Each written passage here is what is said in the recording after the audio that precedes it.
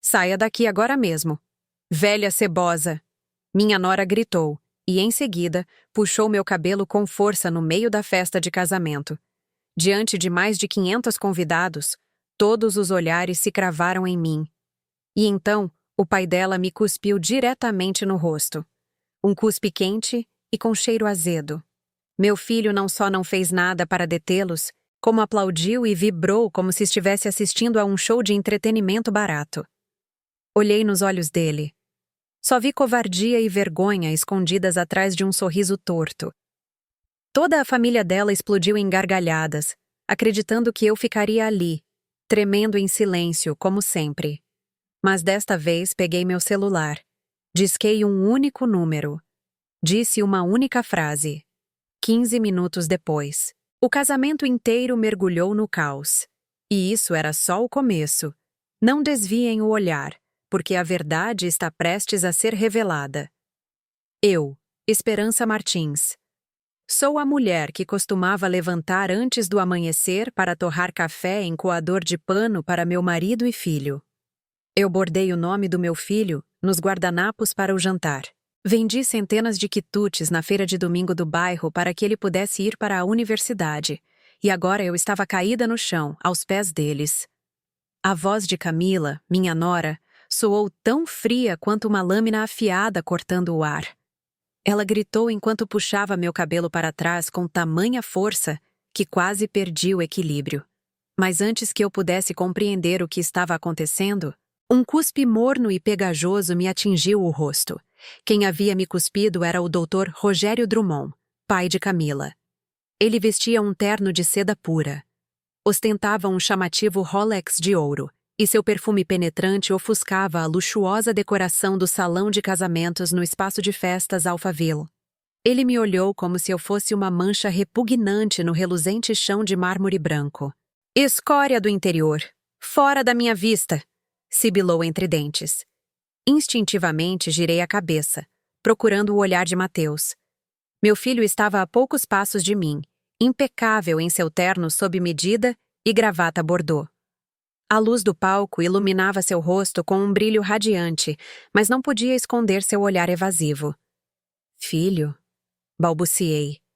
Antes que eu pudesse dizer mais, Camila interveio. Este é o nosso dia importante. Você poderia não arruiná-lo, por favor? Ela disse em voz baixa, mas eu a ouvi perfeitamente. Cada palavra foi como uma martelada no meu peito. Senti meu corpo cambalear. A música continuava tocando. As risadas não cessavam. Os convidados. As mesmas pessoas a quem servi caldos quentes no meu quintal. Agora levantavam seus celulares para gravar como minha nora me agredia e humilhava em público. Tentei me manter em pé, mas minhas pernas tremiam como gelatina. Caí de joelhos, chocando-me com força contra o duro chão de lajotas. Meu braço esbarrou em uma taça de vinho, e o líquido tinto se derramou sobre meu vestido. Aquele vermelho parecia sangue. Um garçom se aproximou hesitante, com a intenção de me ajudar a levantar, mas Camila o apontou e gritou: "Deixe-a aí, aquele é o lugar dela." Essa frase traçou uma linha. De ser mãe, me tornei uma serva sem nome. Um obstáculo. O Dr. Rogério caiu na gargalhada, dando um tapinha nas costas da filha. Viu, filha? Finalmente nos livramos dessa caipira na festa. Agora sim, parece uma festa da alta sociedade. Por um momento, quis gritar. Quis me levantar e esbofetear aqueles rostos zombeteiros. Mas não o fiz. Permaneci em silêncio. Apertei a barra do meu vestido sujo com minhas mãos calejadas. Respirei fundo. O cheiro de café queimado, perfume barato, vinho tinto e o sabor metálico de sangue na minha garganta. Tudo se misturou em um amargo coquetel de humilhação. Ninguém me estendeu a mão. Ninguém, de jeito nenhum. Eu costumava acreditar que se eu me calasse, se eu aguentasse tudo, eu estaria em paz. Mas eu estava errada. O silêncio não é perdão. O silêncio é desaparecer. E eu não queria mais desaparecer. Limpei o rosto pela primeira vez na vida. Olhei diretamente para meu filho, que já não era o menino que eu embalava com velhas canções de ninar. Vi claramente a covardia em seus olhos. Soltei uma risada seca, oca, como se estivesse zombando de mim mesma. Levantei-me com dificuldade. Cada movimento era doloroso. A cabeça me ardia. O cabelo ainda caía despenteado sobre minha testa.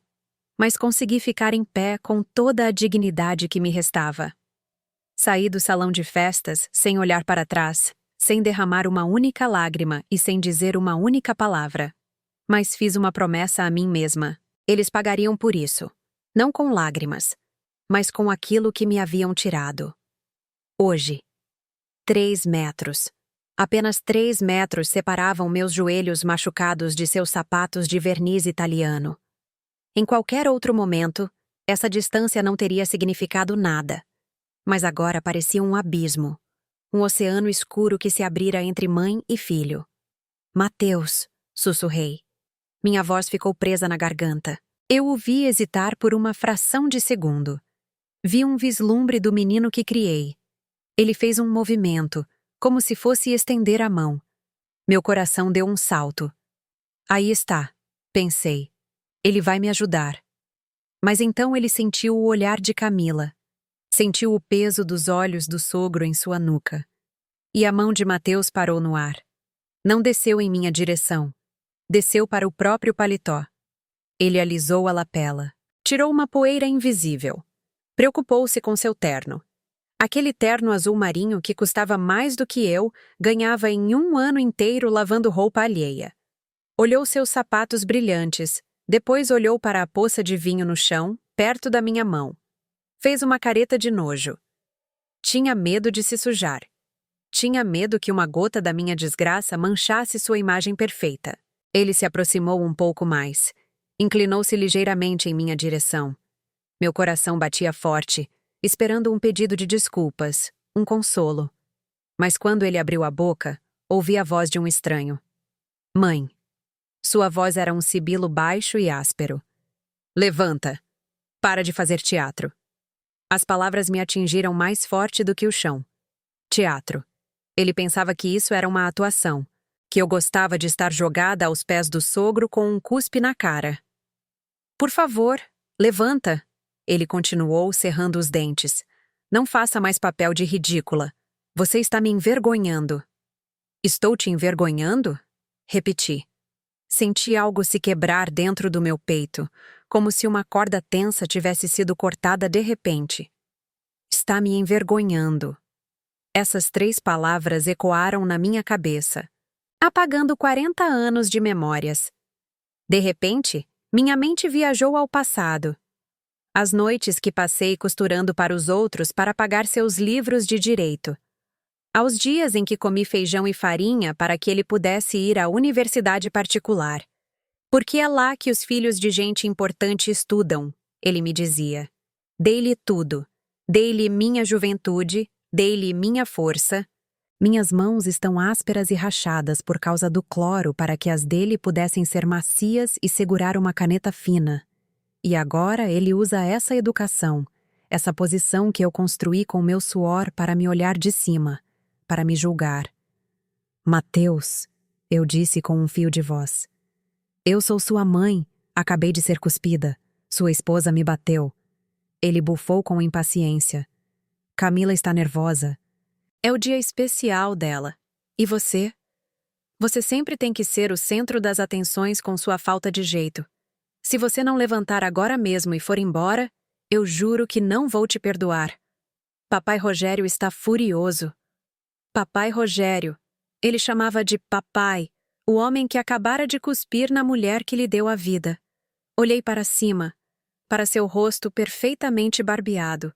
E então eu o vi de verdade. Aquele homem parado na minha frente não era Mateus. Meu Mateus, o menino que se agarrava à minha saia quando tinha medo, havia morrido. O que estava à minha frente era uma casca vazia. Um boneco que falava com a voz do sogro e se movia segundo os fios da esposa.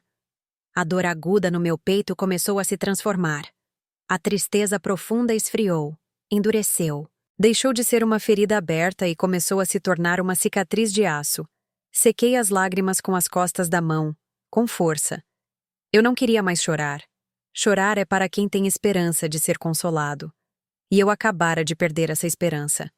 Mateus continuava ali, olhando-me com impaciência, batendo o pé ritmicamente. Ele esperava que eu obedecesse como sempre, como a mãe submissa que sempre diz, sim, meu filho. Mas algo havia mudado. O cheiro de perfume caro e hipocrisia embrulhou meu estômago. Ele queria que eu me levantasse para salvar sua imagem. Pois bem, eu me levantaria, mas não por ele, não pela reputação dele. Eu me levantaria por mim, porque se eu ficasse um segundo mais naquele chão aos pés dele, eu também morreria. A esperança que eu sou desapareceria para sempre. Apoiei as palmas das mãos no mármore frio. Meus pulsos doíam, minha alma doía. Mas eu empurrei. Empurrei contra o chão com toda a raiva que eu vinha guardando. Fiquei de joelhos. Mateus não me ajudou. Apenas deu outro passo para trás para me dar espaço. Como se temesse se contagiar com a minha pobreza. Lentamente, fiquei de pé. Ajeitei o vestido cinza com dignidade. Toquei meu cabelo desgrenhado e, em seguida, levantei o queixo. Olhei Mateus diretamente nos olhos. Ele esperava ver sua mãe derrotada. Esperava um pedido de desculpas, mas encontrou o olhar de uma mulher que acabara de despertar. Não se preocupe, Mateus, eu disse. Minha voz já não tremia. Era baixa, mas firme. Não vou arruinar seu futuro. Ele pareceu aliviado. Soltou o ar. Acreditou que havia vencido. Bom, disse, ajeitando a gravata. Agora vá embora. Saia pela porta lateral. Assenti, mas enquanto ele se virava para voltar para a esposa, acreditando que o problema estava resolvido, minha mente viajou para trás. Eu precisava lembrar. Precisava entender como havíamos chegado a este ponto para ter a força de fazer o que tinha que fazer. O menino que criei havia desaparecido. E agora, diante deste estranho, eu soube que meu silêncio havia terminado. Para entender por que terminei no chão, humilhada e sozinha, temos que retroceder o relógio. Apenas 10 minutos. 10 minutos antes do golpe. 10 minutos antes que meu filho me renegasse. Tudo parecia perfeito. Demasiadamente perfeito para ser real. Estávamos no momento do brinde. O mestre de cerimônias, um homem com voz de locutor de rádio, havia me chamado ao palco. E agora? Ele disse, ecoando nos alto-falantes. Algumas palavras da mãe do noivo, a senhora Esperança. Lembro que minhas pernas tremiam ao subir os 3 degraus em direção à mesa principal. Eu não estava acostumada às luzes brilhantes, nem a ter um microfone na mão. Eu sou mulher de cozinha, de quintal, de falar baixinho com minhas vizinhas, não de discursos diante da alta sociedade de São Paulo. Mas eu estava feliz. Deus sabe que eu estava feliz. Olhava para Mateus e o via tão elegante, tão bem-sucedido. Olhava para Camila, e apesar dos seus desdéns durante os preparativos, pensava que ela estava linda como uma princesa de conto de fadas. Peguei a taça de cristal que me ofereceram. Era fina, delicada, daquelas que dá medo de quebrar só de olhar. Estava cheia de vinho tinto, um vinho escuro, espesso, caro. Saúde, eu disse ao microfone. Minha voz soou pequena naquele salão imenso.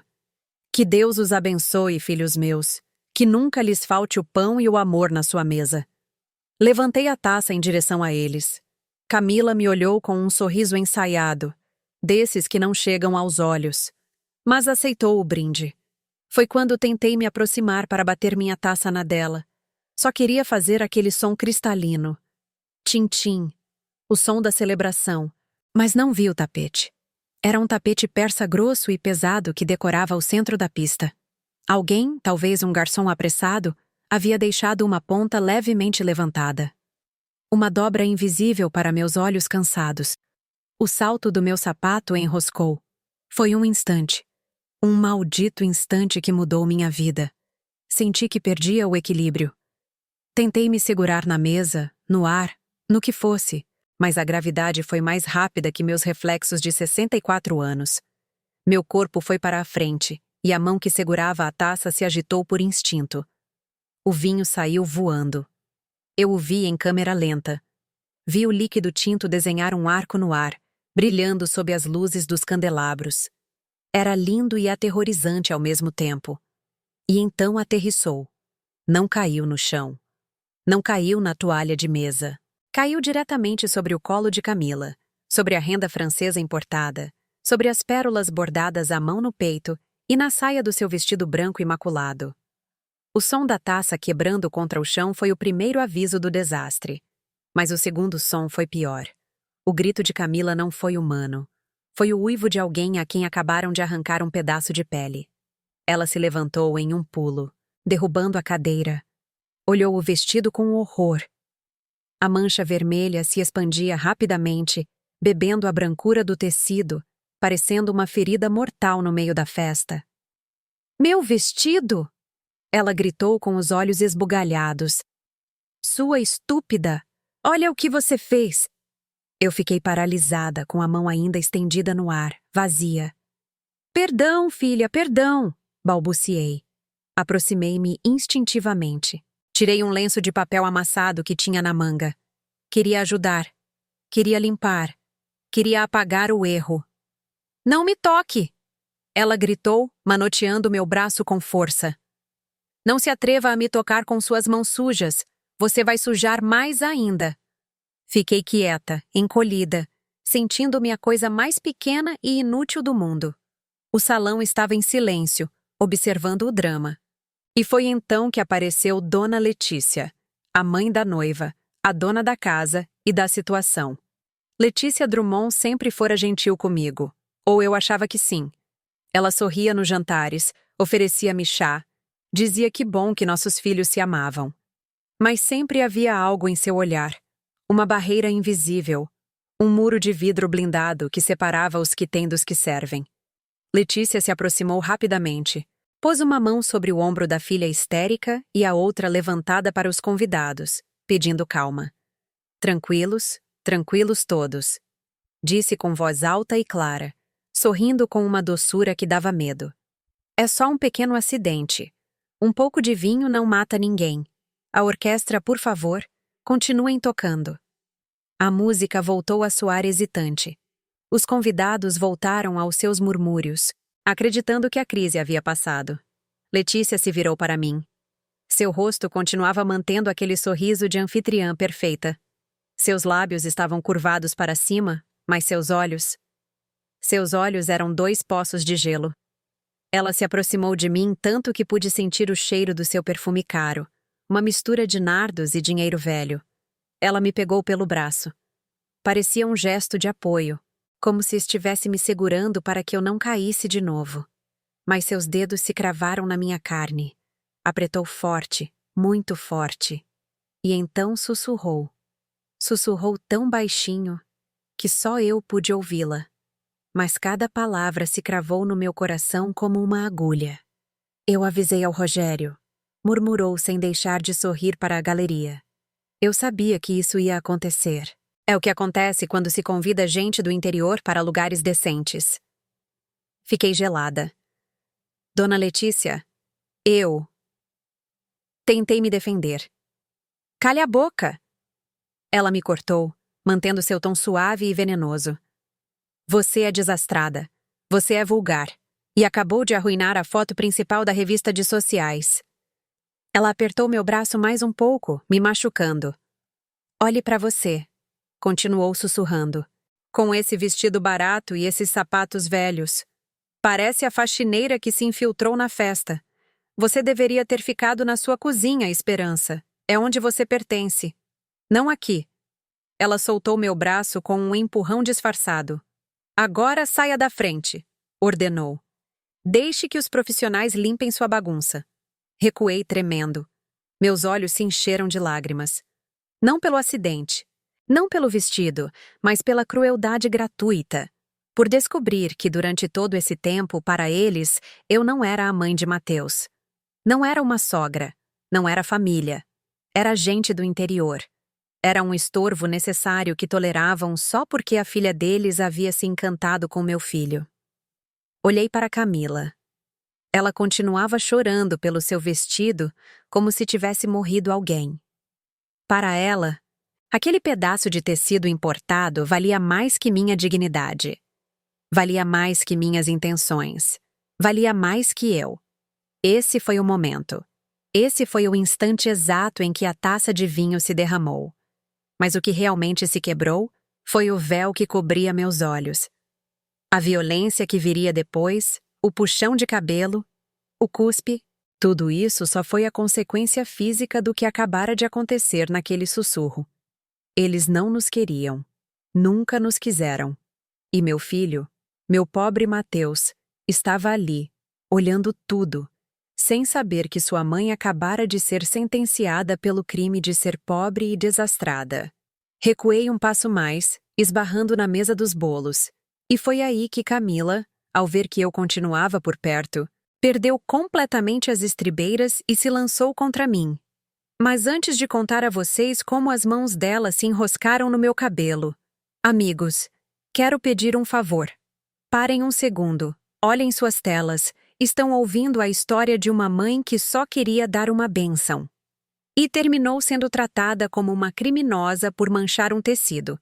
Se vocês, assim como eu, pensam que nenhuma mancha de vinho, por mais cara que seja, justifica humilhar uma idosa, se acreditam que o respeito a uma mãe vale mais que toda a renda francesa do mundo, por favor, deem like neste vídeo. Agora mesmo e deixem um comentário abaixo com a frase: "Estou com a mãe". Preciso ler vocês. Preciso saber que não estou louca. Preciso saber que não sou a única que pensa que criei meu filho com demasiado amor e muito pouca disciplina, e que por isso estou pagando este preço. O apoio de vocês me dá a força para contar o que fiz depois. Porque, acreditem, não fiquei chorando naquele canto para sempre. Eu me levantei, ajeitei meu vestido. Acreditei que o pior havia passado. Acreditei que, ao recuperar minha compostura, poderia ao menos me retirar com a cabeça erguida. Talvez sentar em uma mesa do fundo, invisível, até a festa acabar. Mas me enganei. A crueldade não tem fundo. Rogério Drummond, o pai da noiva, não estava satisfeito em ter me cuspido. Queria me apagar. Ele limpou as mãos com um guardanapo de linho, como se eu fosse uma bactéria, e olhou para meu filho. "Mateus", disse. Sua voz era seca, autoritária, como a de um capataz falando com um peão. "Solucione isso agora." Mateus piscou, nervoso. "Sim, papai Rogério. Ela já estava indo." "Você não me entendeu?" interrompeu Rogério, apontando para a porta de saída com um gesto brusco. "Eu não a quero aqui. Não quero que ela respire o mesmo ar que meus convidados. Ou ela vai embora neste exato instante, ou a festa acaba e eu retiro meu investimento no seu escritório de advocacia. Amanhã mesmo. Você decide." Foi um ultimato claro, direto, brutal. Todo o salão prendeu a respiração. Eu olhei para meu filho. Era o momento da verdade. Era o momento em que ele deveria dizer: "É minha mãe. Se ela for, eu também vou." Mas Mateus não pensou. Não hesitou nenhum segundo. O medo de perder o dinheiro, o medo de perder seu status foi mais forte que o sangue. Ele se virou para mim. Seus olhos evitaram os meus. Olhou para o meu ombro esquerdo. "Mãe", disse com voz tensa, "você tem que ir embora." "Você está me expulsando?" perguntei. Minha voz soou oca. "Do seu próprio casamento?" "Não torne as coisas mais difíceis", ele respondeu, dando um passo em minha direção. E então senti a mão dele. Pôs a mão nas minhas costas, entre as omoplatas. Não era um carinho, não era um abraço. Era um empurrão suave, sim, mas firme. Estava me empurrando em direção à saída. "Anda", sussurrou. Meus pés se moveram sozinhos, como se eu fosse um robô. Começamos a andar. O corredor em direção à porta parecia interminável. A cada passo sentia os olhares dos 300 convidados cravados na minha nuca. Eu escutava os murmúrios. Pobre mulher. Que vergonha. Ela procurou por isso vindo vestida assim. Mateus caminhava atrás de mim. Não ao meu lado. atrás, como um segurança escoltando um delinquente. Sentia a pressão da mão dele nas minhas costas, me guiando, garantindo que eu não me desviasse. Passamos junto às mesas cheias de comida que eu não provaria. Passamos junto aos arranjos florais que custavam mais do que a minha casa. Minha mão direita apertava com força a alça da minha bolsa velha. Meus nós dos dedos estavam brancos de tanta pressão. Dentro dessa bolsa, em um envelope pardo simples, estava minha vida inteira. Estavam as escrituras de um apartamento no bairro nobre de Vila Nova Conceição, um apartamento novo com 2 quartos e uma varanda grande. Eu o havia comprado vendendo o terreno que meu avô me deixou no interior de Minas. O único patrimônio que eu tinha. Vendi tudo. Fiquei sem nada para dar a eles um teto próprio, para que não tivessem que morar com os sogros, para que Mateus fosse um homem independente. Era meu presente de casamento, meu sacrifício final. Chegamos à porta de entrada. O ar fresco da noite me atingiu o rosto. Mateus parou no limiar. Não cruzou a porta. Ele ficava dentro, no mundo dos ricos. Eu saía para fora, para o mundo dos esquecidos. Chame um táxi, ele me disse sem olhar para mim. Vá para a rodoviária e volte para o interior. Filho, eu o detive. Girei para vê-lo uma última vez. Queria dar-lhe uma oportunidade. Uma última oportunidade de redenção. Abri minha bolsa. Meus dedos trêmulos tocaram o envelope pardo. Filho, espere, eu disse com a voz embargada. Antes de ir, eu trouxe algo para você. É o seu presente de casamento. Tirei o envelope um pouco. Só se via a ponta do papel amarelo. Mateus olhou o envelope. Depois olhou minha bolsa gasta. Fez uma careta de aborrecimento. Ele pensou que era dinheiro. Pensou que eram as economias de uma velha lavadeira. Umas quantas notas de R$ 20 amassadas. Ou talvez uma estampa religiosa ou um lenço bordado. Não tinha ideia de que ali dentro estava a chave da sua liberdade. Ele bufou, um som de puro desprezo. Estendeu a mão e empurrou o envelope de volta para o fundo da minha bolsa com força. Guarda isso, ele disse. Mas, Mateus, é importante. É para vocês morarem. Que você guarde isso! Eu disse! Ele me interrompeu, elevando a voz pela primeira vez. Não quero as suas esmolas, mãe. Não quero seus reais velhos que cheiram a umidade. Fiquei gelada. Esmolas? Sussurrei. Sim, esmolas. Ele cuspiu. Olha este lugar. Olhe para esta gente. Aqui não precisamos dos seus centavos. Aqui sobra dinheiro. Guarde suas moedas para a passagem de ônibus. Você vai precisar delas. Ele fechou minha bolsa com um golpe seco da mão. Aquele golpe fechou também meu coração. Vá embora de uma vez, ele disse. E não me ligue. Nós ligaremos quando voltarmos da lua de mel. Ou talvez depois. Ele me deu um último empurrão, desta vez no ombro, para me tirar do limiar. Dei um passo para trás, tropeçando na brita do estacionamento.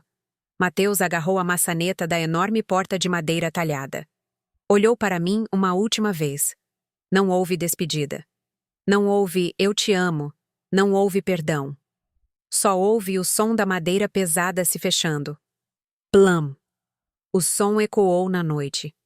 A música da orquestra que estava abafada voltou a soar alto dentro do salão. Eu escutei aplausos. Escutei risadas. A festa continuava. Eles celebravam. Celebravam que haviam posto o lixo para fora. Fiquei ali, em pé, sozinha na escuridão do estacionamento, com meu vestido cinza, minha bolsa velha e um apartamento de 3 milhões de reais que meu filho acabara de rejeitar porque pensou que eram moedas. O vento soprou. Senti frio. Mas não era o frio da noite. Era o frio da morte. Porque naquele momento eu soube que Mateus havia morrido para mim. O filho que eu conhecia não existia mais. Baixei o olhar para minha bolsa. Acariciei o couro gasto. Não são moedas, filho, sussurrei ao vento. Era sua vida. Minhas lágrimas secaram de repente. Já não havia espaço para a tristeza. A tristeza é um luxo que eu não podia me permitir. Agora, Só havia espaço para uma clareza absoluta. Eu me virei, dei as costas para a fazenda, para a música e para a traição. Caminhei em direção à rua vazia. Meus saltos ressoavam no asfalto. Tac, tac, tac. Cada passo me afastava deles. Cada passo me devolvia a mim mesma. Peguei meu celular do bolso. Era um modelo antigo com a tela rachada, mas funcionava. Disquei um número. Não o de um táxi. Disquei o único número que importava. Agora meus dedos se moveram com firmeza sobre o teclado. Era hora de fazer a chamada. O vento da noite não estava frio. O que me gelava era a alma. Fiquei ali, parada na brita do estacionamento, sob a luz amarelada de um poste solitário. Às minhas costas. A música da orquestra continuava tocando. O Danúbio Azul, uma valsa elegante para encobrir o lixo que acabavam de varrer para fora da casa. Levei a mão à minha bochecha direita. A saliva de Rogério Drummond já havia secado, mas a sensação continuava ali, pegajosa, nojenta, como uma marca de gado que diz: esta mulher não vale nada. Eu me limpei com força, esfreguei minha pele até doer, até sentir ardor. Não queria apagar a saliva. Queria apagar a esperança de 10 minutos atrás. Queria apagar a mãe submissa, a mulher que baixava a cabeça, a viúva que pedia perdão por existir. Toquei meu cabelo, soltei o resto dos grampos que Camila não havia arrancado. Deixei que meu cabelo grisalho, longo e ondulado, caísse sobre meus ombros. Já não havia necessidade de penteados elegantes. Já não havia necessidade de fingir. Olhei minhas mãos. Aquelas mãos que Mateus desprezava porque eram ásperas. Apertei os punhos. Senti a força nos meus dedos. A mesma força que usei para esfregar chãos, para carregar baldes de água, para sustentar uma família inteira quando meu esposo morreu. Em que momento me esqueci de quem eu era? Em que momento permiti que um par de ternos caros e uns sobrenomes pomposos me fizessem sentir pequena? Eu sou Esperança Martins. Venho da terra vermelha do interior de Minas. Meu pai era um homem que não se dobrava diante de ninguém. Meu irmão Simão é o homem mais respeitado do nosso sítio. E eu? Eu criei uma serpente. Acariciei minha bolsa velha. Ali dentro continuava o envelope pardo. As escrituras do apartamento. Mateus disse que eram esmolas. Disse que não precisava dos meus centavos. Uma risada seca, sem alegria, escapou da minha garganta. Pobre tolo, murmurei para a noite. Ele acreditava que o poder estava no cartão de crédito do sogro. Não sabia que o verdadeiro poder estava aqui, neste papel que ele desprezou sem olhar. O apartamento não estava só no nome dele. Estava no nome dos dois com uma cláusula de usufruto vitalício a meu favor. Uma proteção que o tabelião me obrigou a colocar por via das dúvidas. Bendito tabelião. A tristeza que eu sentia há pouco se evaporou. Foi voando com o vento, e em seu lugar chegou uma calma. Uma calma perigosa, fria, metálica. Dizem que a raiva de uma mãe é como uma tempestade, mas a decepção de uma mãe. Isso é um inverno eterno. Peguei meu celular. A tela estava rachada, mas os números brilhavam claros na escuridão. Procurei o contato. Simão. Irmão Simão Martins. Meu irmão mais velho. O homem que vendeu suas vacas para pagar a universidade de Mateus. O homem que trabalhou de sol a sol para que meu filho não sentisse falta de nada. Simão, que se recusou a vir ao casamento porque disse: essa gente não é flor que se cheire, Esperança. Eles nos olham por cima do ombro. Eu não vou onde não me querem. Ele tinha razão. Sempre teve razão. Pressionei o botão de chamar. O tom tocou uma vez, 2 vezes. Alô! A voz de Simão era grossa, rouca por causa do tabaco. Soava preocupado. Esperança. Aconteceu algo? Por que me liga a esta hora? Você deveria estar dançando. Respirei fundo. Não queria que minha voz tremesse. E para minha surpresa, não tremeu. Simão, eu disse. Minha voz soou irreconhecível. Grave. Autoritária. O que você tem, mulher? Parece estranha. Você tinha razão, irmão. Em tudo. Houve um silêncio do outro lado da linha. Simão conhecia meus silêncios. Sabia lê-los melhor do que ninguém. O que eles fizeram com você? Perguntou. Seu tom mudou. Já não era preocupação. Era uma ameaça contida. Me expulsaram, Simão. Me expulsaram do casamento. Mateus me botou para fora na rua. A mulher dele me bateu. O sogro dele me cuspiu na cara. Escutei um golpe do outro lado. Algo caiu no chão. Provavelmente a xícara de café de Simão. Estou indo para aí, ele rosnou. Vou matar esse ingrato. Não, não quero violência, Simão. Não somos como eles. Não vamos nos rebaixar a brigas. Então o que você quer que eu faça? Que eu fique de braços cruzados enquanto humilham minha irmã? Quero que venha me buscar agora. Eu fiz uma pausa. Olhei para a enorme porta de madeira da fazenda. Imaginei Mateus lá dentro, bebendo champanhe, acreditando que havia se livrado do seu passado. E Simão, acrescentei com voz de gelo. Traga a caminhonete grande e traga os meninos, seus filhos. Para quê? O apartamento, Simão, o presente de casamento. O que tem ele? Mateus não o quis. Disse que eram esmolas, então vamos recuperá-lo. Recuperar? Simão pareceu confuso. Um segundo. Tenho os papéis aqui, mas as chaves.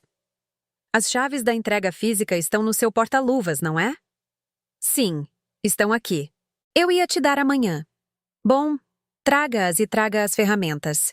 Vamos nos certificar de que essa casa continue sendo nossa. Se ele não me quer, também não quer meu suor. Simão silenciou por um momento. Depois, escutei o som de chaves tilintando e uma porta se abrindo. Entendido, patroa, disse Simão. E pela primeira vez em anos, ele me chamou assim, como papai me chamava. Chego em 15 minutos. Espere-me aí. E esperança? Sim. Não chore. Não mais, irmão. Minhas lágrimas acabaram. Agora só tenho memória. Desliguei. Guardei o telefone na minha bolsa. Não caminhei em direção ao ponto de ônibus como Mateus me ordenou. Não me escondi na escuridão. Eu me virei e parei bem no meio da entrada principal do estacionamento, sob o foco de luz, onde qualquer um que entrasse ou saísse teria que me ver. Cruzei os braços sobre o peito, ajeitei minhas costas, levantei o queixo. A música continuava tocando lá dentro. Risadas. Alegria falsa. Que desfrutem seus últimos 15 minutos de paz. Que bebam seu vinho caro. Que dancem suas valsas porque em 15 minutos a caminhonete de Simão vai cruzar aquele portão. E não vem sozinha.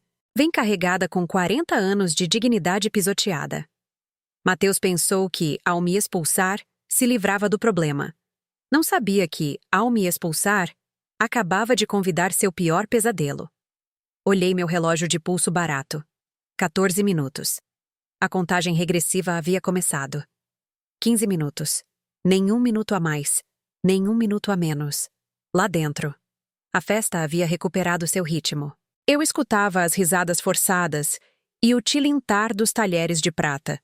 Certamente Rogério Drummond estava brindando por ter se livrado do problema.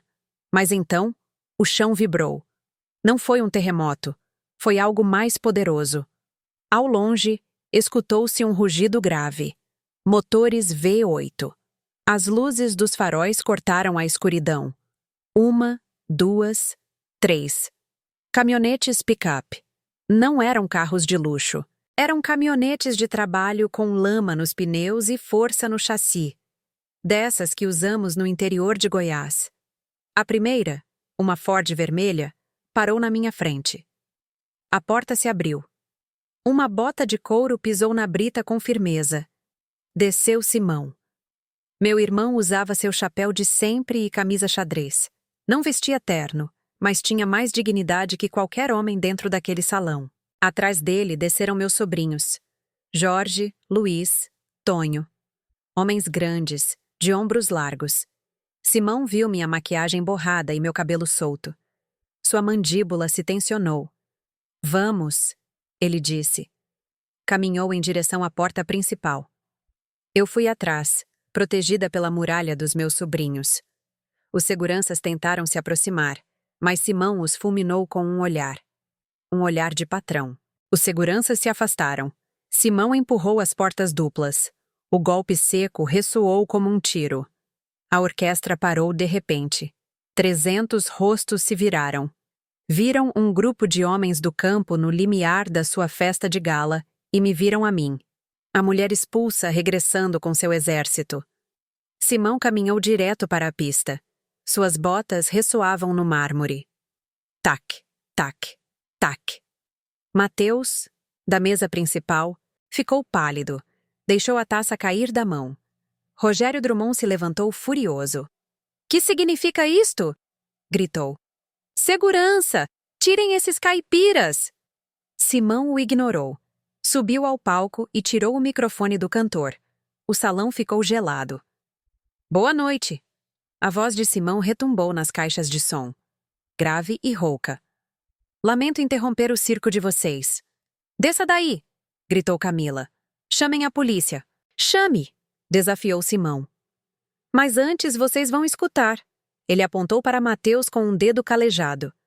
Vocês acham que este rapaz é um grande partido? Acham que ele tem dinheiro? Acham que o apartamento de luxo em Vila Nova Conceição onde vão morar é fruto do trabalho dele? Houve murmúrios. Mateus negava com a cabeça, suplicando em silêncio. Pois se enganam, trovejou Simão. Esse apartamento não foi comprado por ele. Foi comprado por esta mulher. Minha irmã Esperança. Apontou para onde eu estava parada. Ela vendeu a terra dos nossos avós. Vendeu o patrimônio dela para que este pouca vergonha tivesse onde cair morto. Os convidados ofegaram. O rosto de Rogério mudou do vermelho para o cinza. Mas há pouco, continuou Simão, baixando o tom para um perigoso. Vocês a expulsaram, a humilharam, cuspiram nela. Simão olhou Rogério nos olhos. O grande empresário baixou o olhar. Disseram que era lixo. Disseram que as coisas dela eram esmolas. Ele se virou para Mateus. Sobrinho, você disse que não queria os centavos dela, não foi? Tio, espere! Balbuciou Mateus. Cale a boca! Gritou Simão. Você já falou quando expulsou sua mãe. Agora é a minha vez. Ele tirou um papel do bolso, uma cópia das escrituras. Se a mãe não é bem-vinda nesta família, o dinheiro dela também não. E com um movimento lento, deliberado, Simão rasgou o papel ao meio. O som pareceu amplificado.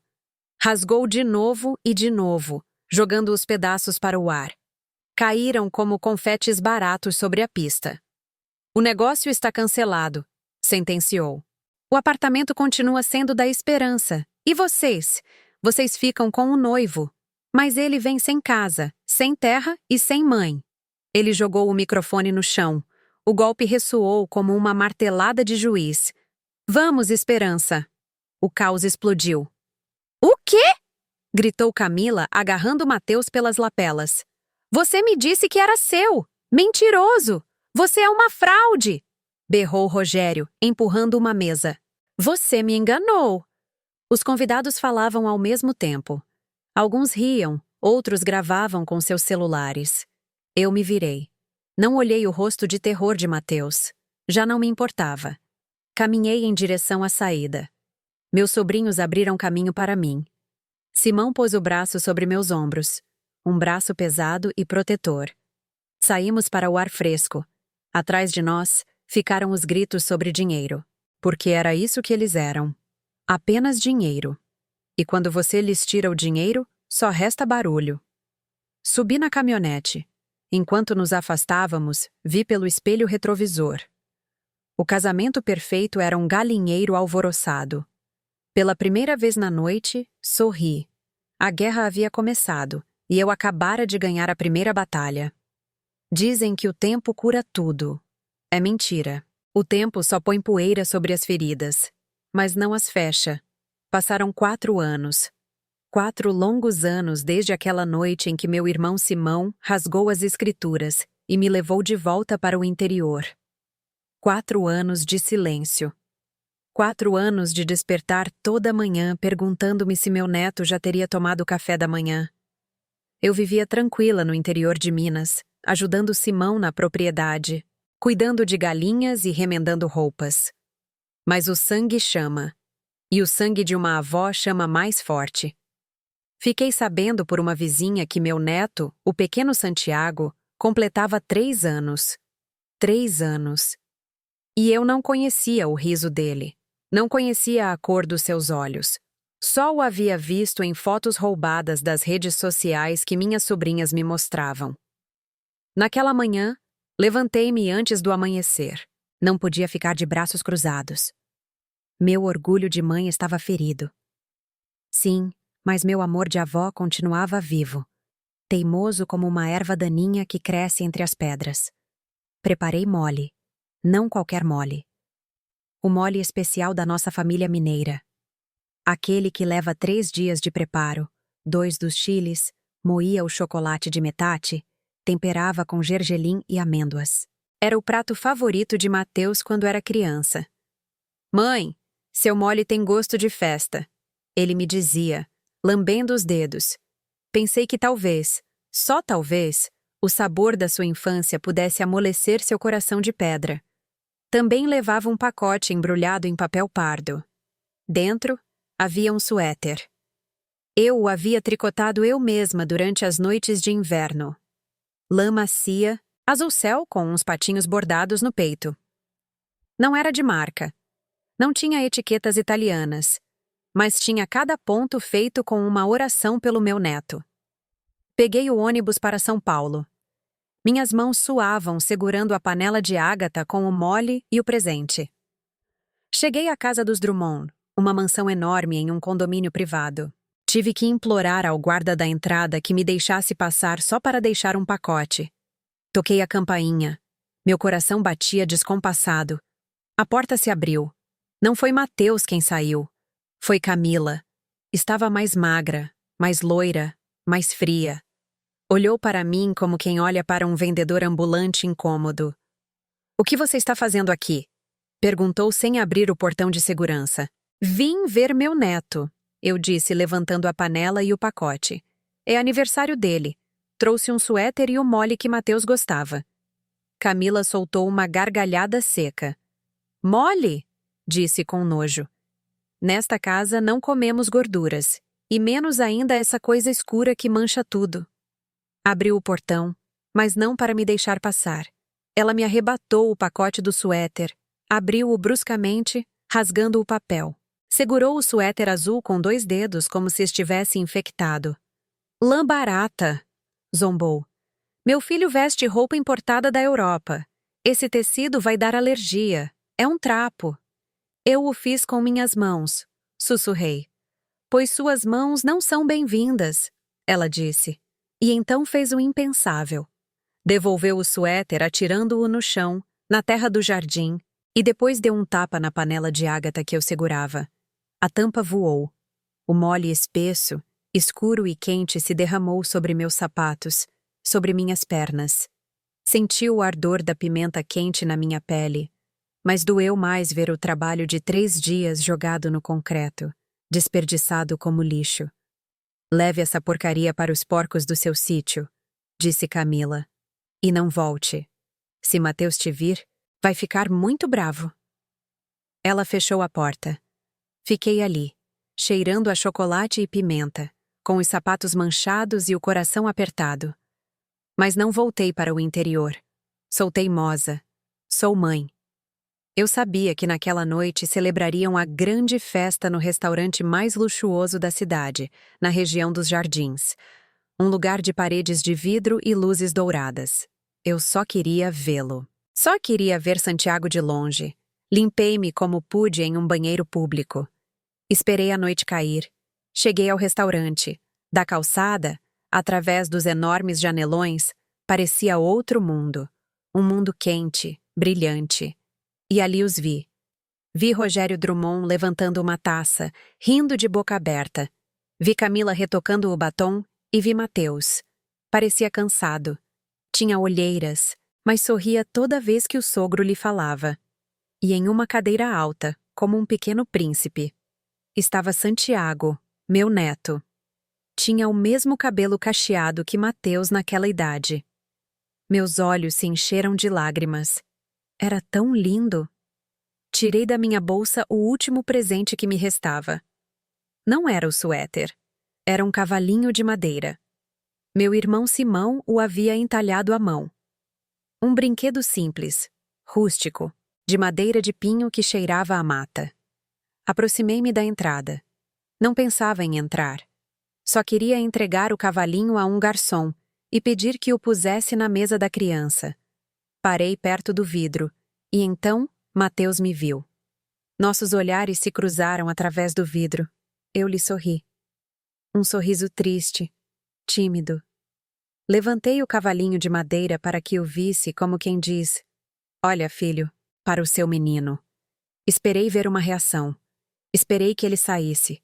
Esperei que, por um segundo, se lembrasse de quem lhe deu a vida. Mas o terror cruzou seu rosto. Olhou para Rogério, olhou para Camila. Ninguém me havia visto ainda. Só ele. E em vez de sair para me abraçar, Mateus fez um sinal. Chamou um homem de terno preto que estava na porta. Um segurança. Um guarura. Mateus me apontou com o dedo com um gesto de pânico, e depois levou o dedo à boca, pedindo silêncio. O guarda assentiu e caminhou em minha direção. Era um homem enorme. "Senhora", disse com voz dura, "não pode ficar aqui." "Só quero deixar isto. É para o meu neto", tentei explicar. "Os clientes VIP reclamam de gente pedindo esmola", ele me cortou. "Eu não sou mendiga. Sou a mãe dele." Não me deixou terminar. Agarrou meu braço com força. Seus dedos se cravaram na minha carne velha.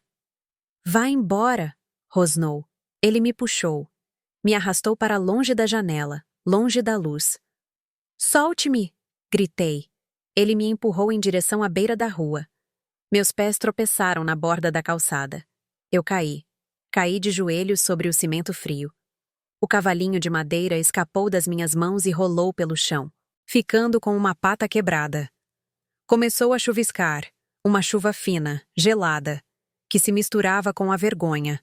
Do chão. Levantei o olhar em direção ao janelão. Mateus estava ali, de costas para mim. Já não olhava para fora. Eu o vi pegar uma garrafa de vinho. Eu o vi inclinar-se servilmente para encher a taça do sogro.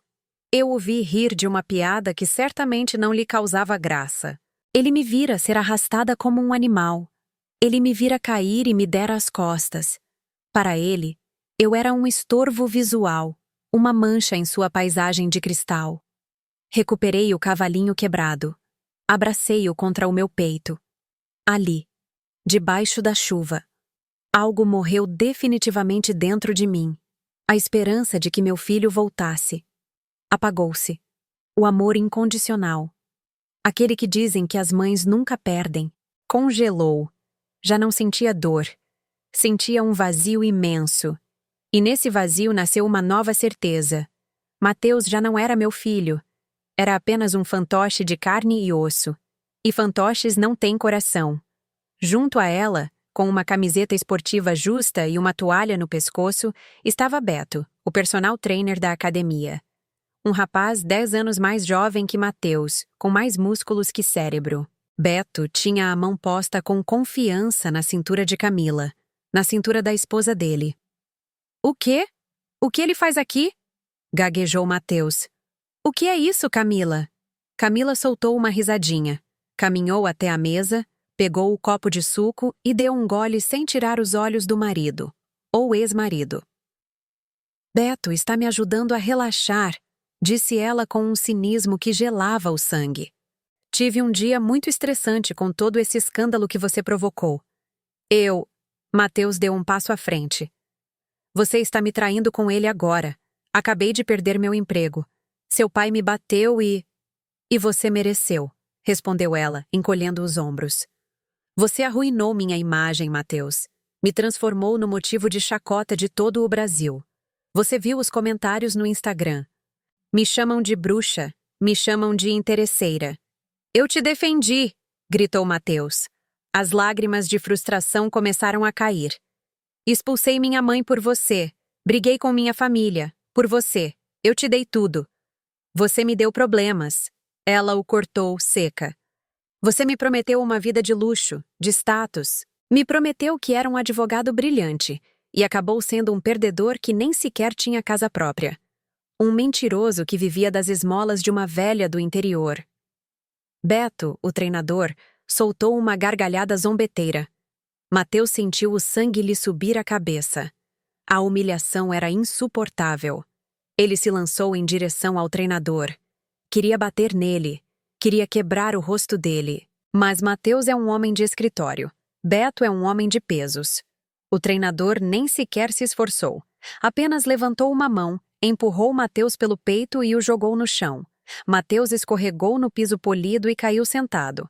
Patético. Derrotado. Não dificulte as coisas, doutor, disse Beto zombando de seu título. Camila olhou Mateus no chão com a mesma indiferença com que se olha para um móvel velho que já está estorvando. Assine os papéis, Mateus, e vá embora. Ir embora, sussurrou ele. Para onde? Esta é a minha casa. Engano, corrigiu ela. Esta casa está no nome do meu pai. O carro era da empresa. As contas do banco estão bloqueadas. Você não tem nada. Chegou aqui sem nada. E é assim que vai sair. Camila estalou os dedos. Ah, eu estava esquecendo. Ela caminhou em direção ao corredor e arrastou 2 sacolas pretas de lixo. Grandes. Dessas que se usam para os restos de jardim. Jogou-as aos pés de Mateus. Aí está sua roupa, seus ternos baratos, seus sapatos, tudo. Você está me expulsando como lixo? Perguntou Mateus com a voz embargada. A ironia era tão grande que doía respirar. Há 4 anos ele havia me tirado, sua mãe, com uma mão nas costas, preocupado com o que os outros diriam. Agora, sua esposa o tirava em sacolas plásticas. Mateus abraçou as sacolas. O orgulho desapareceu. A dignidade sumiu. Só restou o medo. O medo puro de um animal doméstico que de repente se vê na selva. Ele se ajoelhou. Sim, meu filho se ajoelhou diante dessa mulher. Camila, por favor, suplicou chorando abertamente. Não faça isso comigo. Eu te amo. Eu posso consertar. Vou conseguir outro emprego. Não tenho para onde ir. Não tenho dinheiro. Não tenho ninguém. Ele se arrastou um pouco em direção a ela, tentando tocar a barra da sua calça esportiva. Por favor, meu amor, não me deixe na rua. Mas Camila recuou para que ele não a tocasse. Seu rosto exibiu uma careta de nojo genuíno. O mesmo nojo com que ela me olhou no dia do casamento. Que patético você é, ela disse. Agachou-se um pouco, aproximando o rosto do dele. Seus olhos brilhavam com malícia. Você diz que não tem para onde ir, murmurou, fingindo pensar. Depois sorriu. Um sorriso cruel. Por que você não vai para a sua mãe? Mateus ficou paralisado. Vá para ela, continuou Camila, desfrutando cada palavra. Vá chorar no colo daquela velha que vende quitutes no interior. Ela com certeza te recebe. Mães perdoam tudo, não é? Mateus baixou a cabeça. Ah, espere, disse Camila, levando uma mão à boca em um gesto de falsa surpresa. Eu estava esquecendo um pequeno detalhe. Ela se levantou e o olhou de cima, como um inseto. Você a expulsou, a humilhou, deixou meu pai cuspir nela. Ela riu. Uma risada fria e cortante. Acho que ela também não vai te querer. Mateus, você está sozinho. Completamente sozinho. Camila olhou para o treinador. Beto, tire o lixo, por favor. O homem musculoso agarrou Mateus pelo colarinho da camisa. Levantou-o como se fosse um boneco de pano e o empurrou para a porta. Atirou-lhe as 2 sacolas pretas. Mateus tropeçou e caiu na entrada de paralelepípedos. A porta da mansão se fechou com um golpe seco. O mesmo som de há 4 anos. Mateus ficou ali sentado sobre suas sacolas de lixo, olhando a porta fechada. Começou a chover. Parecia que o céu também queria zombar dele. Não tinha emprego, não tinha esposa, não tinha casa. E o pior de tudo, não tinha mãe. Olhou para a rua vazia e, pela primeira vez em sua vida de adulto, Mateus Martins soube o que era o verdadeiro frio. Não o do clima, mas o frio de não ter um lar no mundo. Demorou 3 semanas. 3 semanas completas desde que Camila o expulsou para a rua como lixo. Não sei onde ele dormiu naquelas noites. Não sei o que comeu. Imagino que vendeu seu relógio. Aquele relógio caro que ele ostentava tanto para pagar a passagem de ônibus até o interior de Minas. Ou talvez pegou carona na estrada. Eu soube porque os cachorros do sítio começaram a latir, mas não latiam com fúria. Latiam com inquietação. Os cães reconhecem o cheiro do sangue, mesmo que esse sangue venha podre. Era meia-noite. Simão já dormia, roncando suavemente no seu quarto. Mas eu estava acordada. Uma mãe sempre presente quando a desgraça bate à porta. Escutei passos arrastados na brita. Passos pesados, cansados. Depois a batida na madeira. Uma batida fraca, sem força. Levantei-me do meu banquinho. Não corri.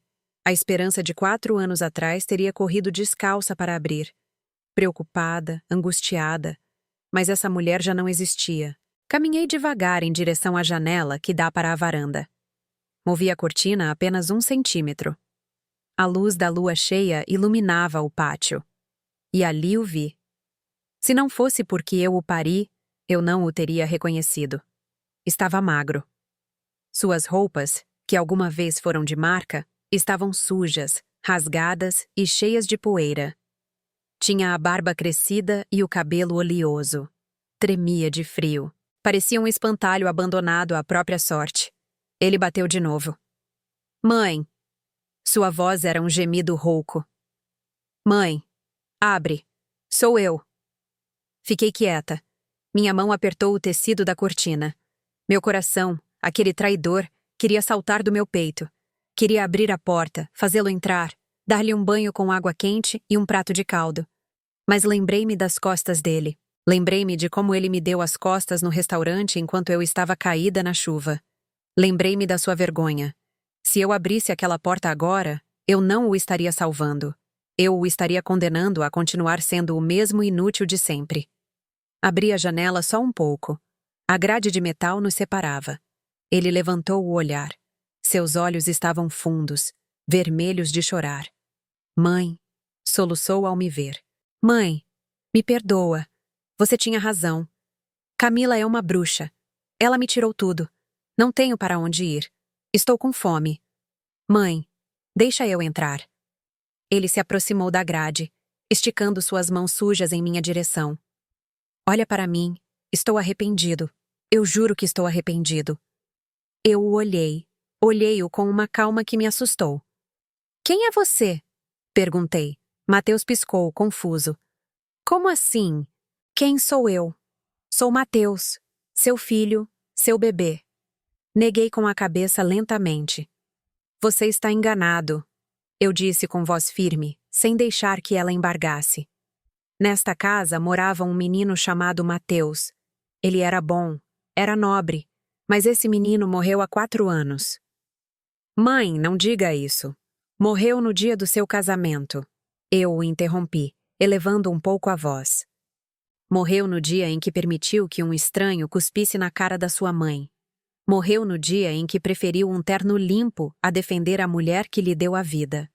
Mateus caiu de joelhos na terra. Começou a chorar alto, como um menino pequeno. Eu errei. Fui um estúpido. Mas sou seu sangue. Você não pode me deixar aqui fora. Está frio. Frio, repeti. Você sente frio, Mateus. Eu também senti frio. Senti muito frio no estacionamento daquele espaço de festas quando você me fechou a porta na cara. Senti frio na calçada dos jardins quando você me tirou com seus seguranças. Perdão, perdão! Gritava ele batendo no chão. Naquele momento, a porta principal se abriu de repente. Saiu Simão. Meu irmão trazia sua espingarda velha em uma mão, embora apontasse para o chão. Na outra, trazia uma coberta de lã áspera, dessas que usamos para os cavalos. Mateus se encolheu, pensando que seu tio lhe daria um tiro. Simão o olhou com desprezo, mas também com uma tristeza infinita. Levanta! Ordenou Simão. Mateus se pôs de pé, tremendo. Tio Simão, me ajuda. Diz para a minha mãe me abrir. Simão não olhou para a janela. Me respeitava demais. Sabia que aquela era minha lição. Sua mãe não vai abrir essa porta, disse Simão, seco. Esta casa é para homens, não para covardes, e você perdeu o direito de pisar neste chão limpo há muito tempo. Simão atirou a coberta. Mateus a agarrou no ar, desajeitadamente.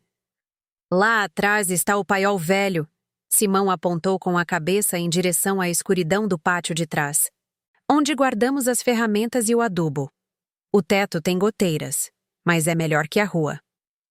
O paiol? Perguntou Mateus incrédulo. Você quer que eu durma com as ferramentas como um animal? É isso, ou se mandar para o mato com os animais silvestres? Disse Simão, dando meia volta. Você decide, doutor. Mateus ficou paralisado. Olhou à janela de novo, procurando-me. Mãe, de verdade você vai deixar que eu durma ali? Eu o olhei nos olhos e disse as palavras mais difíceis que já pronunciei na minha vida. Se você quiser comer amanhã, Mateus, vai ter que conquistar isso. Aqui não sustentamos parasitas. Fechei a janela, corri a cortina. E só então, quando ele não podia mais me ver, eu me deixei cair no chão, recostada contra a parede, e tapei a boca para que ele não ouvisse meus soluços. Escutei seus passos se afastando lentamente em direção ao paiol. Escutei o ranger da porta velha de madeira lá fora. Doeu na alma. Senti como se estivessem arrancando meu coração, mas eu sabia que era necessário. Eu passei toda a minha vida protegendo-o do frio e, por isso, ele se tornou fraco. Por isso ele se tornou cruel. Agora, se eu quisesse recuperar meu filho, eu tinha que deixar que o frio lhe ensinasse o que eu não pude. Naquela noite, nenhum de nós dois dormiu. Ele tremendo em um paiol sujo, e eu rezando na minha cama limpa. O verdadeiro julgamento estava apenas começando. Primeiro dia. Suas mãos sangraram. Eram mãos de doutor. Mãos suaves acostumadas a digitar em computadores e a assinar documentos com canetas caras. Mãos que nunca haviam tocado a terra, a não ser para sacudir o pó dos sapatos. Simão não teve piedade. A 05:00, antes que o sol nascesse, ele o levantou aos gritos, deu-lhe uma enxada e apontou o campo de milho que precisava ser limpo de ervas daninhas. Se não trabalhar, não come, disse meu irmão. Eu o via da janela da cozinha. Via meu filho com sua camisa de marca em farrapos, batendo na terra seca com desajeito. Ele suava em bicas, reclamava. No meio da manhã, jogou a enxada e sentou-se para chorar debaixo do sol. Meu coração de mãe queria sair correndo. Queria levar-lhe um copo de limonada gelada. Queria dizer, chega, filho, descanse. Não é preciso. Mas eu amarrei minhas mãos no avental. Mordi os lábios até quase sangrar. Não. Se eu o ajudasse, eu o mataria agora. O Mateus fraco tinha que morrer para que o homem nascesse. Passou uma semana, depois 2, depois 1 mês. Algo começou a mudar. Mateus parou de reclamar. Sua pele, antes pálida de escritório, ficou morena, tostada pelo sol do interior de Goiás. Suas mãos se encheram de calos duros. Suas unhas se encheram de terra preta que não saía nem com sabão. Pela primeira vez na vida, Mateus conhecia o valor de um prato de feijão. Antes, ele desprezava minha comida. Agora, quando chegava do campo ao entardecer, devorava as tortilhas com sal como se fossem o manjar mais requintado do mundo. E algo mais aconteceu, algo que eu não via há anos. Mateus começou a dormir. Na cidade me contaram que ele tomava pílulas para a ansiedade, que vivia estressado pelas dívidas, por agradar Camila, por manter as aparências. Aqui no paiol velho, ele caía rendido no seu catre de palha. Dormia o sono profundo e reparador do homem que conquistou seu descanso. Dormia em paz porque o cansaço do corpo limpa a consciência. Em uma tarde de domingo, Simão lhe deu o dia livre. Eu estava no pátio, debulhando milho. Mateus estava limpando o canto do paiol onde dormia. Movia caixas velhas, cacarecos que estavam acumulando poeira há anos. De repente, o barulho cessou. Fez-se um silêncio estranho no paiol. Levantei-me devagar e me aproximei da porta de madeira. Mateus estava sentado no chão sobre a palha. Tinha uma caixa de biscoitos enferrujada entre as pernas, dessas caixas onde as avós guardam linhas e lembranças. Em suas mãos, segurava meu velho caderno de contas, um caderno escolar de capa azul, onde eu anotava cada real que ganhava lavando e passando. E dentro do caderno havia um papel dobrado, amarelado pelo tempo. Era o recibo da venda do terreno do meu avô. Eu o vi ler. Vi como seus olhos percorriam o número. Um número pequeno para um rico, mas imenso para nós. Vi como ele lia a data, 2 semanas antes do casamento dele, e vi como ele lia a nota que eu havia escrito na margem com minha letra trêmula. Para que meu filho tenha um teto e não precise se humilhar diante de ninguém, com todo o meu amor, mãe. Mateus soltou o ar de repente, como se tivessem lhe dado um soco no estômago. Começou a tremer. Não era o choro de birra que ele teve quando Camila o expulsou. Não era o choro de medo de quando chegou à minha porta. Era um choro silencioso, profundo, dilacerante. Ele levou o caderno ao peito, abraçou-o com força, manchando a capa azul com seus dedos sujos de terra. Curvou-se sobre si mesmo, encolhendo-se, balançando para frente e para trás. Mãe! Sussurrou para a solidão do paiol. Mãe! O que eu fiz? Finalmente ele entendia. Finalmente ele entendia que o dinheiro sujo que desprezou era o suor da minha testa. Que as esmolas eram minha vida inteira entregue em um papel. Entendeu que enquanto ele se envergonhava de mim por ser pobre, eu havia me tornado pobre para que ele fosse rico. Eu me encostei no batente da porta. Uma lágrima solitária rolou pela minha bochecha. Mas desta vez não era de dor. Era de alívio. A casca havia se rompido. A soberba havia se dissolvido em suor e lágrimas. Mateus levantou o olhar e me viu. Não tentou se esconder. Não limpou o rosto. Olhou para mim com os olhos vermelhos, inchados, mas limpos. Pela primeira vez em 4 anos. Vi meu filho, o verdadeiro. Não disse nada. Não pediu perdão. As palavras eram desnecessárias. Apenas baixou a cabeça. Envergonhado, mas humilde. Eu também não disse nada. Eu me virei e voltei para a cozinha. Servi um prato de caldo de galinha quente, fumegante. Puseram um copo de água fresca com limão. Saí para o pátio e deixei a bandeja na entrada do paiol. Sem entrar. Coma, eu disse suavemente. Amanhã temos que colher. Ele assentiu, pegando a colher com sua mão calejada e trêmula. Naquela tarde, sob o céu laranja do interior de Minas, eu soube que meu filho havia regressado. Não o advogado de sucesso. Não, o esposo troféu, mas Mateus, meu Mateus. O homem que teve que perder tudo para se encontrar a si mesmo. Passou 1 ano. 365 voltas ao sol, desde que meu irmão Simão rasgou aquelas escrituras na pista de dança. Hoje é domingo na cozinha da propriedade. Não cheira a perfumes caros, nem a arranjos florais de estufa. Cheira a café de coador com canela. Cheira a quitutes recém-feitos à mão, inflados no fogão a lenha. Cheira a torresmo em molho verde. É um cheiro simples. Barato, diriam alguns, mas para mim cheira a glória. Sentado à mesa de madeira, na minha frente está Mateus. Já não usa ternos italianos de 3 peças. Usa uma camisa branca de algodão simples, com as mangas arregaçadas até os cotovelos. Seus braços, antes pálidos. Agora tem a cor do bronze e a força do trabalho. Ele trabalha no cartório municipal do interior. Não é o grande diretor jurídico de uma transnacional. É um escrevente, ganha pouco. Passa o dia arquivando processos e atendendo a gente humilde que busca justiça. Mas quando chega em casa, chega de cabeça erguida. Chega cansado, mas limpo de consciência. Quer mais molho, mãe? Ele me pergunta, aproximando o pilão para mim. Eu sorrio. Sim, meu filho, obrigada. Ele me serve com cuidado, me olha nos olhos. Já não há vergonha no seu olhar. Já não há medo do que os outros dirão. Há respeito. Há um carinho tranquilo, desses que não precisa ser gritado para ser sentido. Ainda há uma cadeira vazia na nossa mesa. A de Santiago. Meu neto. Mateus não o vê há 1 ano. A família Drummond usou todo o seu dinheiro e suas influências para bloquear as visitas. Tentaram pintar Mateus como um monstro, mas Mateus não desiste. Agora ele conhece a lei por baixo e está lutando.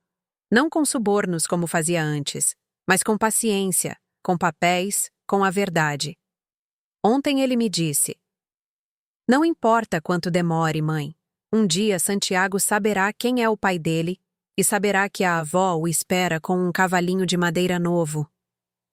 Eu acredito nele porque o homem que se levanta às 05 para trabalhar a terra é um homem que sabe esperar. Terminamos de comer. Mateus recolhe os pratos e se põe a lavar. Ver meu filho, o doutor, com as mãos cheias de espuma de sabão, esfregando a louça sem reclamar, é o meu maior troféu. Saímos para o terraço. O sol está se pondo sobre os campos de Minas. O céu se pinta de laranja e violeta. A terra vermelha brilha com aquela luz mágica do entardecer. Ao longe, as fileiras de pés de café se estendem como um mar quieto. Nos sentamos nas cadeiras de balanço velhas. O rangido da madeira acompanha o canto das cigarras. Olho para meu filho e penso em tudo o que perdemos para chegar aqui. Perdemos uma casa de luxo. Perdemos o status. Perdemos amigos que só estavam nas boas. Mas ganhamos algo que o dinheiro de Rogério Drummond jamais poderá comprar: a liberdade. Amigos que me ouviram até aqui, quero lhes dizer algo. Algo que aprendi com lágrimas e com dor. A todas as mães que me escutam. Eu aprendi que amar um filho não significa acobertar seus erros. Não significa cobrir suas falhas para que ele não sofra. Eu amei Mateus mal por muitos anos. Dei-lhe tudo fácil e por isso criei um monstro. Às vezes, o maior amor é deixar que eles caiam, deixar que se choquem contra o chão duro, deixar que passem frio porque só no chão se aprende a levantar a cara. Só o frio ensina a valorizar o calor do lar. Não tenham medo de dizer não, não tenham medo de fechar a porta. Às vezes, fechar a porta é a única forma de abrir-lhes os olhos. E aos filhos, aos homens e mulheres que têm a sorte de ter sua mãe viva. Olhem para Mateus. Ele teve que perder seus milhões, seu carro, sua esposa troféu e seu sobrenome importante para encontrar sua consciência. Teve que dormir em um paiol para acordar. Não sejam como ele. Não esperem perder tudo. A família é a única rede de segurança que não se rompe quando você cai. O mundo lá fora é cruel. Os chefes te demitem. As parceiras podem te deixar por um personal trainer. O dinheiro se vai tão rápido quanto chega. Mas a mãe sempre está. Mesmo quando ela te fecha a porta, está do outro lado, rezando por você. Não troquem um amor eterno por um aplauso momentâneo. O vestido de noiva de Camila. Aquele trapo francês de $1 pelo qual me humilharam. Certamente já está guardado em uma caixa, amarelado e esquecido. Ou talvez o jogaram no lixo. As festas acabam. As luzes se apagam. A beleza murcha. Mas o prato de caldo quente de mãe. Esse sabor fica na alma para sempre. O sol termina de se ocultar atrás dos morros. O ar refresca. Mateus se levanta e me põe uma manta sobre os ombros. Entre já, mãe. Ele me diz suavemente. Está começando a fazer frio. Eu seguro a mão dele. Sua mão calejada, sua mão honesta. Sim, filho, eu digo. Vamos entrar. Entramos na casa, nossa casa. Pequena, velha, mas cheia de dignidade. Fechamos a porta. Mas desta vez não deixamos ninguém do lado de fora. Estamos todos os que temos que estar. Meu nome é Esperança Martins. Me humilharam, me cuspiram, me expulsaram para a rua. Mas hoje, enquanto vou dormir sob o teto que recuperei com minha própria força, sei que sou a mulher mais rica do mundo porque recuperei meu filho. E isso, queridos amigos, isso vale mais que todos os edifícios de São Paulo juntos. Obrigado por escutar minha história. E lembrem-se, a vida dá muitas voltas, mas o caminho para casa sempre começa no coração de uma mãe.